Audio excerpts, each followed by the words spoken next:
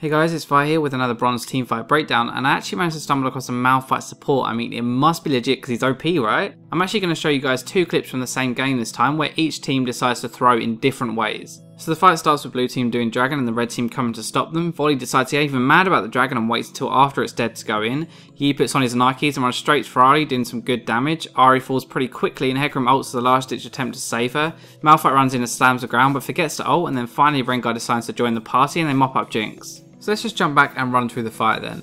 You can see there are now 4 of the red team closing in and the blue team don't really have anywhere to go. Ahri could attempt to run down, but Yi has popped his ultimate, which means he's easily going to catch up to her and she can't ult either. This is the first real mistake that the blue team made. So Ahri spammed all of her spells to get the dragon down faster, but now she has literally no mana to fight or even ult away to escape. While getting dragon down fast is a good idea in general, she's made herself completely useless this fight. The rest of the blue team don't even have time to run down as the red team are going to collapse onto them, but there is a way that 3 out of 4 of them could have lived. Now Ahri, Hecarim and Malphite all have their ultimates available, and so they could have just gone to the back of the dragon wall where I'm showing you now and ulted over. It is kind of a waste to use 3 ultimates to escape, but the red team end up picking up 4 kills and a tower after it, so it would definitely have been the better option. Let's just play this forward and actually see what ends up happening. So instead of running away, the blue team decide to half fight and half not. Malphite and Jinx both don't really do anything in this fight because they'll know they'll die if they go in. The problem is that once you've decided to fight as a team, you kind of need to commit, otherwise it will just end up being even worse. Now Jinx could have stood around here, used Malphite as a shield from Annie and started attacking over the wall. She was pretty fed this game and Jinx has a lot of AoE damage anyway, so most likely they would have at least picked up 2 kills from this fight. Instead Jinx just stays at the back and Malphite doesn't even use his ultimate, so blue team get battered.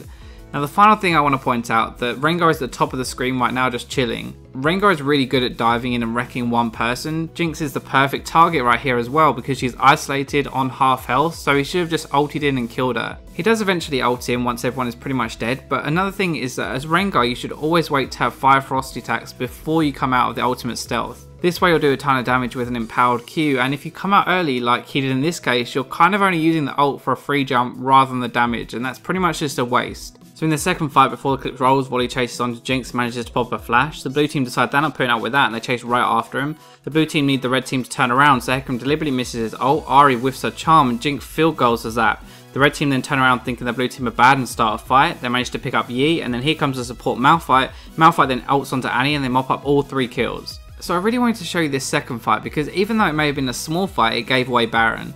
So this is a 3v3 at the moment, but there are 3 real reasons why the red team should not have fought right now.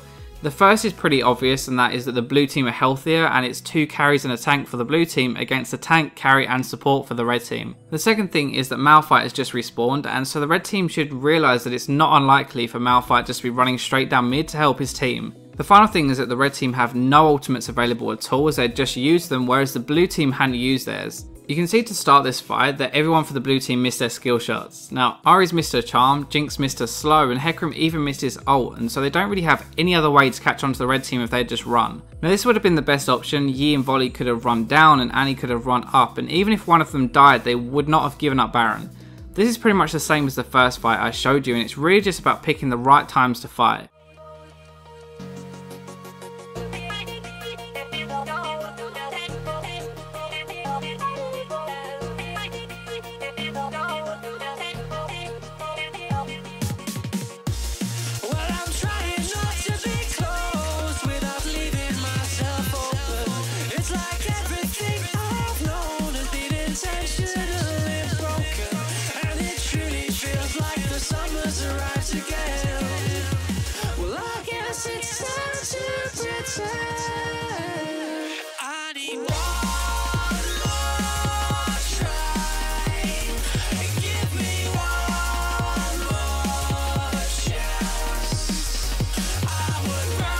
So that's all for this episode guys. If you did enjoy the video, please do like and subscribe. Make sure you let me know what kind of team fight you want to see the next time. If you did enjoy the video, chances are you'll enjoy the content on my own channel, which is there to kickstart your season 4 and also make you laugh. That's all for this time, but I'll catch you in the next video. Maybe